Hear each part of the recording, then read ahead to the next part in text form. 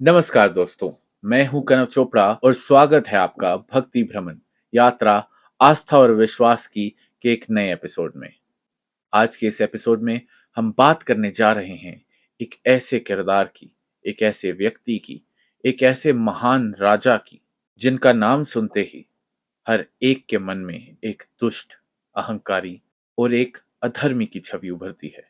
क्या राक्षस राज रावण केवल लंका का राजा था या केवल सीता का हरण करने वाला एक राक्षस था, या रावण वो था जो एक महान शिव भक्त, चार वेद, छह शास्त्रों का ज्ञाता, ब्रह्मा का नाती, या फिर एक सबसे ज्ञानी और तपस्वी पुरुष था। या रावण के जीवन के कुछ ऐसे राज हैं जिन्हें समझना जरूरी है रावण से नफरत करने से पहले।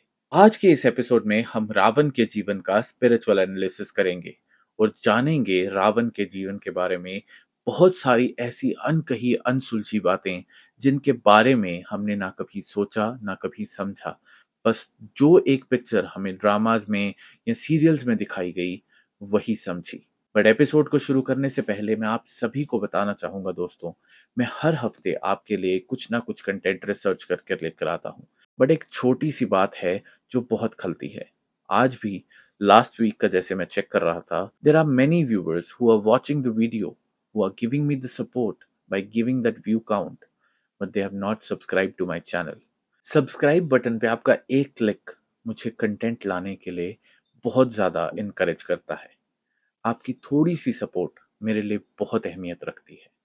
और हर एक एपिसोड में जो मैं आपके लिए सवाल लाता हूँ, उन सवालों को जब आप सुनते हैं, समझते हैं, तो उसके बारे में आप ज़रूर कुछ ना कुछ फीडबैक ज़रूर दें। जो भी आप समझते हैं, जो भी आप उसके बारे में उत्तर देना चाहते हैं, वो ज़रूर दें दोस्तों। ना जाने दोस्तों आपके किस आंसर से, किस कमेंट से ये स्पिरिचुअल यात्रा एक नया मोड़ ले और आपकी एक क्वेरी से कईयों की क्वेरी का आंसर निकल जाए। दोस्तों बने रहिए हमारे इस शो के साथ और मुझे ज़रूर बताइए कि आपको ये शो कैसा लग रहा है, जो मैं आपके लिए कंटेंट ला रहा हूँ, उसके लिए आपका फीडबैक क्या है? मुझे बहुत खुशी होगी अगर आप मेरे चैनल को सब्सक्राइब करें, अगर आपको वीडियो पसंद आए तो एक लाइक ज़रूर दें और कमेंट्स में अपना फीडबैक ज़रूर लिखें। तो चलिए शुरू करते हैं आज का एपिसोड और जानते हैं रावण के जीवन की हर एक उस अनसुलझी गाथा को जिन पर हमने कभी ध्यान ना दिया। रावण का जन्म महर्षि विशर्वा के घर में हुआ। उनकी माता का नाम राक्षसी कैकसी था। बचपन से ही रावण वेदों का ज्ञाता था, एक बहुत अच्छा स्कॉलर, एक बहुत अच्छा स्टूडेंट और आयुर्वेद का ज्ञाता था। उसको आयुर्वेद, शास्त्र, भूगोल, हर एक तरह की साइंस की बहुत अच्छे से समझ थी। ना केवल इतना ही, म्यूजिक यानी कि वीणा वादन, रावण बहुत अच्छा वीणा वादक था। और इतना ही नहीं, इन सब से ऊपर वो एक गहन तपस्वी था, जिसने अपनी तपस्या के दौरान भगवान शंकर को अपने सर को काटकर अर्पण किया था और भगवान शिव से विशेष कृपा प्राप्त की थी। उसकी ये भावना देखकर, उसकी भगवान के प्रति भक्ति देखकर भगवान शंकर एक समय तो उसके साथ लंका भी चलने को तैयार हो गए थे कैलाश छोड़कर। इस सब को सुनकर एक सवाल मन में आता है दोस्तों, इतना बड़ा शिव भक्त होकर, इतना ज्ञान रखकर रावण ने ये सारी गलतियां क्यों की? आपको क्या लगता है दोस्तों, क्या ज्यादा ज्ञान होने से कोई भी व्यक्ति अहंकारी हो जाता है और वो उस ज्ञान को अच्छी दिशा में ना यूज करके उसको विपरीत दिशा में प्रयोग करता है? इस सवाल का जवाब आप कमेंट सेक्शन में जो भी आपको लगे जरूर बताइएगा। रावण के जीवन का एक ऐसा एपिसोड था जब वो कुबेर पर विजय प्राप्त करके वापस घर को लौट रहा था। कुबेर के पुष्पक विमान में बैठा हुआ था और जब वो कैलाश पर्वत के ऊपर से पार करने वाला था तो उसका पुष्पक विमान कैलाश पर्वत के ऊपर से गुजरा नहीं। मेरे फादर बचपन से मुझे रामलीला लेकर जाते रहे हैं। सनातन धर्म नाटक समाज मंदिर में वो डायरेक्टर रहे हैं और आज भी वो भगवान शंकर का किरदार निभाते हैं। जब इस एपिसोड के बारे में मैं बात कर रहा हूँ दोस्तों, तो मुझे उस सीन का एक डायलॉग याद आ रहा है, जब वो रावण बार बार वहां से जाने की कोशिश करता है, कैलाश पर्वत को ऊपर से पार करने की कोशिश करता है, तो रावण से कही हुई नंदीगण की एक बात मुझे बहुत याद आती है दोस्तों। वो शब्द कुछ इस प्रकार हैं कि परिंदों के परो बाजू भी यहाँ ज्योति से जगते हैं, यहाँ आते हैं पक्षी भी तो कतरा के निकलते हैं। तुम भी निकल जाओ, शंकर के सोए हुए क्रोध को ना जगाओ। वो रावण को समझाता है कि भगवान शंकर का कैलाश एक पूजनीय स्थान है। इसके ऊपर से कोई भी नहीं गुजरता, यहाँ से कोई पक्षी भी नहीं गुजरने की कोशिश करता, क्योंकि यहाँ पर देवादिदेव महादेव विराजते हैं और ऊपर से उनको कोई भी लांघने की हिमाकत नहीं करता। तो तुम भी भगवान शंकर को प्रणाम करके किसी और दिशा से निकल जाओ। शायद वो अहंकार में मस्त था। अहंकार के चलते उसने भगवान शंकर की शक्ति को पहचाना नहीं और वो कैलाश को उखाड़ फेंकने की कोशिश करने जाने लगा। और उसकी भुजाओं में इतना बल था कि अगर भगवान शंकर उस कैलाश पर ना होते तो किसी भी छोटे से कंकर के भांति वो कैलाश को भी उखाड़ कर फेंक देता। और कुछ हद तक उसने कैलाश को अपनी भुजाओं पर उठा भी लिया था। भगवान शंकर ने जब देखा कि ये इसकी भुजा बल नहीं, ये इसका अहंकार इस कैलाश को उठा रहा है, तो भगवान शंकर ने अपने पैर के अंगुष्ठ से उस कैलाश को दबाकर रावण के दोनों हाथों को कैलाश के नीचे दबा दिया था।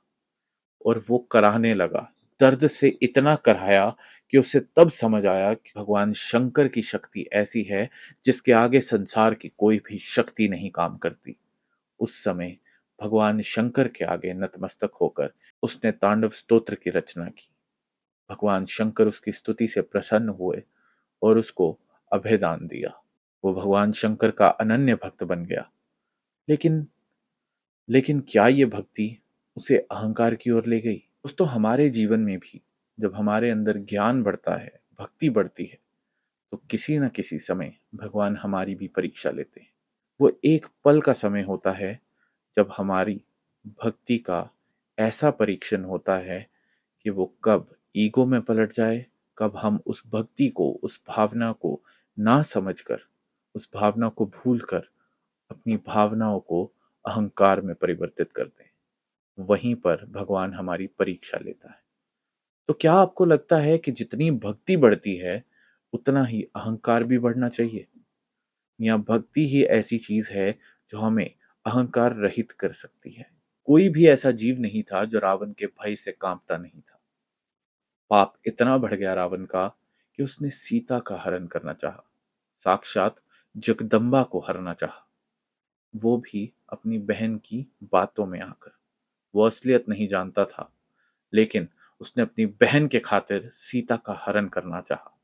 जब मां सीता का हरण करने रावण गया, तब यहां पर एक बात सुनने वाली है दोस्तों। वो राक्षस प्रवृत्ति वाला था, इसलिए रूप को बदलकर वो सीता का हरण करने गया। आक्रोश आ रहा है ना मन में दोस्तों? यहीं पर एक ऐसी बात है जिसके बारे में कोई बात नहीं करता। जब वो सीन हम टीवी में भी देखते हैं, कभी किसी एपिसोड में देखते हैं कि रावण सीता का हरण करने जा रहा है, अंदर से आक्रोश सा आता है कि कितना दुष्ट है कि ये माँ जगदम्बा के रूप को, माँ सीता को हरण करने जा रहा है, वो भी एक छद्मवेश बनाकर। इन दोस्तों, हर एक सीन में, हर एक रामायण के किसी भी एपिसोड में हमने एक चीज को कभी नहीं देखा। कभी रामायण होती है या रामलीला मंचन होता है तो वहां दिखाया जाता है जो सीता माँ है उनको रावण हाथ से पकड़कर घसीटता हुआ लेकर जाता है। रावण 4 वेद और 6 शास्त्रों का ज्ञाता था। वो सब कुछ जानता था। वो अपने शुरू से लेकर अपने अंत तक को पहचानता था और इसीलिए वो ये सीरीज ऑफ इवेंट्स कर रहा था सो दैट वो अपने अंत को पा सके और भगवान विष्णु के अवतार भगवान राम उसको उसके श्राप से मुक्त करवा सके। माँ सीता का जब हरण करने रावण आया था तो रावण ने उस भूमि खंड को उठा लिया था जहां पर माँ सीता खड़ी थी। माँ सीता को रावण ने कभी भी छुआ नहीं था।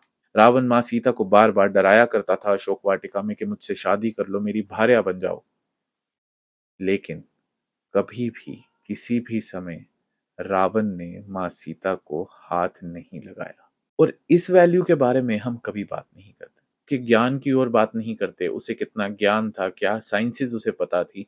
जो आज हम सोलर एनर्जी कहते हैं, जो आज हम हर एक चीज को ग्रहों से लिंक करते हैं, वो उस समय पर हर एक काल को जानता था, हर एक समय, हर एक फ्रैक्शन पे ग्रह कितनी डिग्रीज़ चेंज करते हैं, कै ग्रह का ऑर्बिट पे कैसे मूवमेंट होती है ग्रह की, वो हर एक चीज़ को रीड करते हुए, हर एक चीज़ को जानते हुए चीज़ों को प्रोसेस करता था। हमारी एक हैबिट है दोस्तों कि जब भी हम किसी के बारे में सुनते हैं, स्पेशली अगर हम रावण, कंस या दुर्योधन के बारे में सोचते हैं, we make a picture before thinking about that person. हमने कभी भी उनके बारे में रिसर्च करने की कोशिश ही नहीं की। असंख्य ऐसी बातें हैं जो रावण से सीखनी चाहिए हमें। सबसे पहली तो ये कि जब आप भगवान की भक्ति करने जाते हैं, तो आप अहंकार रहित होने चाहिए। और दूसरी बात, अगर आपके पास ज्ञान है, पर आपके अंदर विनम्रता नहीं है, जिस इंसान के अंदर, जो नॉर्मल ह्यूमन बीइंग्स भी हैं like me and like you, अगर हमारे अंदर विनम्रता नहीं है, हमारे पास केवल ज्ञान है, तो वो हमारे अंदर अहंकार की रचना करना शुरू कर देगा।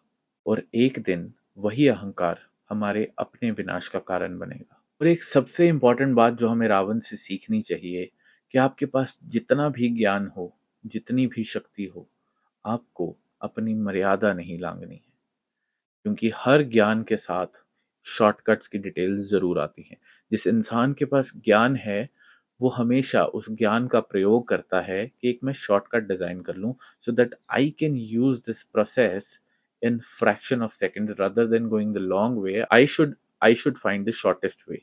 हमारे जीवन में जो ये शॉर्टकट्स हम डिज़ाइन करने लग गए हैं ना दोस्तों, ये ज्ञान तो है, परंतु ये ज्ञान जो है ये विनाशकारी है। और सबसे बड़ा इवेंट पूरी रामायण का, अगर आपको याद होगा, जब भगवान राम ने रावण का वध किया था, तब सबसे पहले उन्होंने लक्ष्मण को कहा था और महाराज रावण से ज्ञान लेकर आइए। लक्ष्मण वहां पर गए तो वो उनके सिर के पास आकर खड़े हो गए और रावण ने उन्हें पूछा कि लक्ष्मण तुम यहाँ क्यों आए हो। लक्ष्मण ने कहा कि मुझे भैया राम ने आज्ञा दी है कि मैं आपसे ज्ञान लूं, तो मुझे ज्ञान दीजिए मुनिवर। रावण उसकी ओर देखा और मुस्काने लगा और कहता कि लक्ष्मण, जब तुम किसी से ज्ञान की प्राप्ति करने आते हो, तो सबसे पहले कभी भी जिससे ज्ञान लेते हैं उसके चरणों की ओर खड़े होते हैं। क्योंकि आप किसी से भी ज्ञान ग्रहण करें, वो कोई भी हो जिससे आप कुछ भी सीख रहे हैं, वो उस समय उस रूप में आपके लिए आपका गुरु है और हमेशा गुरु के चरणों में खड़ा हुआ जाता है। This was the biggest lesson which was given to Lakshman by Ravan. So we can also understand these things, put these things in our life and make our life better. ये सवाल जो है ये हर एक पेरेंट के दिमाग में स्ट्राइक होना चाहिए। Are we teaching our kids the right things? हमारे बच्चों के पास क्या सही ज्ञान जा भी रहा है या नहीं? और दोस्तों, अगर ऐसे ही हम ज्ञान अर्जित कर रहे हैं, जिस तरह से या इंस्टाग्राम से या छोटी-छोटी क्लिप्स देख के, कभी रील्स देखकर, जो एक्चुअली एक फनी रील्स की फॉर्मेट में आ रही हैं, we are actually spoiling our generation. We're not spreading the actual gyan to them. Lessons of life which we should give them, we are not giving it to them. और हम हर एक के अंदर एक रावण को जन्म दे रहे हैं. He has never read our scriptures, he has never researched on it or never thought about it. He's just watching something, understanding it, and yes, he understood the right point because these are the dialogues which are written by a particular writer which we are presenting. और जितने भी directors आएँगे, जितनी भी आप रामायण देखेंगे, जहाँ पर रामानंद सागर जी की रामायण आई, उसमें बहुत प्योरिटी से बहुत सी चीज़ें बताई गई। लेकिन आज की अगर आप मल्टीपल लोगों ने रामायण बनाई है, तो जितनों ने बनाई है, उन्होंने अपने वे से बनाया है। आप हर शो के स्टार्ट में भी एक डिस्क्लेमर पढ़ते होंगे कि जो भी यहाँ पात्र हैं, वो भी काल्पनिक हैं और जो भी यहाँ सिचुएशंस बनाई गई हैं, they are made to entertain people. That gyan is for entertainment. That is not the actual gyan. You are creating Ravan in every home. So Ravan अगर आपको बनाना है तो उसकी पॉजिटिव साइड का रावण जन्म दें। अगर आप घर में अपने बच्चे को ज्ञान देते हैं, उसे रामायण का पाठ करना सिखाते हैं, and moreover there is not only one Ramayan in the world. अगर आप देखें तो मैं आपको एक बहुत बेसिक सा वे बता देता हूँ। अगर आपको रामायण की कितनी तरह की रामायणें हैं हमारे हिंदुस्तान में, तो अगर आपको वो फाइंड आउट करना हो, तो जब रामानंद सागर जी की रामायण का स्टार्ट होता है, तो उसकी कास्ट में ही जितनी तरह की रामायणें हैं उन सब का नाम आता है कि कितनी तरह की रामायण है, जहाँ जहाँ से उठाकर एक रामायण पूरा का पूरा जो वो ग्रंथ है, उसको उठाया गया है और उसको बनाया गया है। महर्षि वाल्मीकि की रामायण को पढ़ें, उसे समझें और हर एक कैरेक्टर को समझें, सो दैट आपकी ज़िंदगी में जो 2 फ़ेज़ में रावण आता है, वो आए जो सबसे अच्छा और ज्ञानी व्यक्ति था, जिसने अपने भक्ति भाव से भगवान शंकर को प्रसन्न किया था, जो अपने परिवार के लिए, अपनी बहन की रक्षा के लिए भगवान से लड़ने चला गया था। अगर हम अपनी बहन की सुरक्षा के बारे में सोच सकते हैं, तो हम किसी की बहन के ऊपर कभी भी गलत नज़र नहीं रखेंगे। This is the biggest lesson Ravan has taught us. उसने भगवान से युद्ध मोल लिया, माँ जगदम्बा के रूप माँ सीता को हराया। लेकिन वो ये भी जानता था कि सीता उसका काल है, क्योंकि वेदवती स्वरूप में उन्होंने रावण को श्राप दिया था। नफ़रत का रावण हर एक घर में है, हर 2 रिश्तेदारों में है, हर 2 दोस्तों में है, एक साथ ऑफ़िस में बैठे हुए 2 लोगों के बीच में है, हर जगह नफ़रत का रावण है। आप अपने अंदर के रावण को मारिए। अगर आप 60-70 साल पहले जाएँगे, तो रावण दहन भी नहीं किया जाता था। That's it is in the history. अगर आप थोड़ा-सा रिसर्च करें, रावण दहन जो प्रथा है, वो कुछ लोगों ने बनाई है।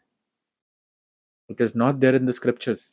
हिंदू रीतियों के हिसाब से जिस शरीर का दाह संस्कार कर दिया जाता है, उसे फिर नहीं जलाया जाता।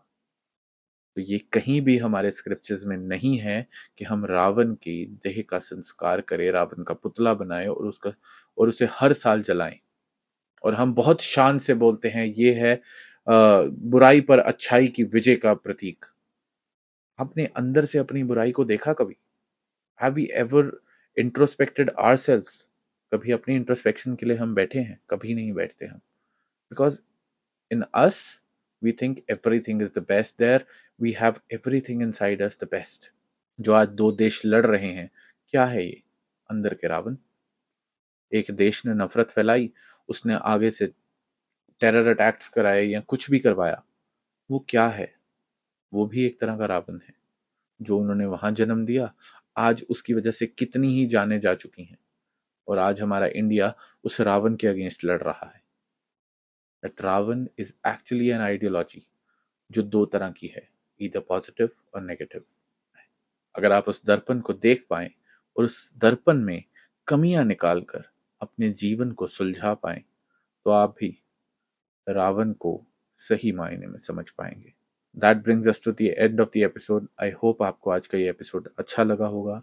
जो भी बातें मैं आप तक पहुँचाना चाहता था, जो भी मैं बुराई के खिलाफ अच्छाई को जगाने की कोशिश कर रहा हूँ आप लोगों के अंदर, या स्पिरिचुअलिटी को फैलाने की कोशिश कर रहा हूँ, या फिर एक जिस तरह से हमें अपने शास्त्रों और शास्त्रों में लिखित हर एक किरदार को समझना चाहिए, वो जिस तरह से आप तक पहुँचाने की कोशिश कर रहा हूँ, I hope I tried my best to give it to you guys. अगर आपको ये अच्छा लगा हो तो प्लीज़ इसको शेयर ज़रूर करें और आगे तक ज़रूर पहुँचाएँ, so that we can give the best to our new generations and we can give them the right form of knowledge. और दोस्तों, जाते-जाते एक छोटी-सी रिक्वेस्ट फिर से करूँगा, if you have not subscribed to our channel, please hit the subscribe button. इस यात्रा में मेरा साथ दें और कमेंट सेक्शन में अपने फीडबैक लिखना कभी ना भूलें। आपका हर एक फीडबैक, हर एक लाइक, हर एक सब्सक्राइब जो है वो मेरे लिए बहुत बड़ी एनकरेजमेंट है to make myself a better person in every podcast and give you the best content I can create, जिससे मैं और ज़्यादा वैल्यू को ऐड कर पाऊँ और मेरे लिसनर्स के लिए और भी अच्छा कंटेंट ला पाऊँ।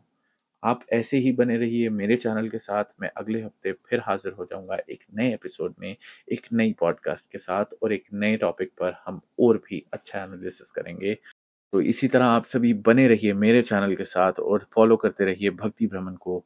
कुछ भी हो तो याद रखिएगा, आपका दोस्त और होस्ट यानी मैं कनक चोपड़ा इंस्टाग्राम और यहाँ के कमेंट सेक्शन में हमेशा आपके पास हूँ। I am just one message away, drop a message and I will give you the answer. Please बने रहिए मेरे साथ। नेक्स्ट एपिसोड में जल्दी मिलेंगे। तब तक के लिए स्वस्थ रहिए, मस्त रहिए, व्यस्त रहिए। जय श्री राम।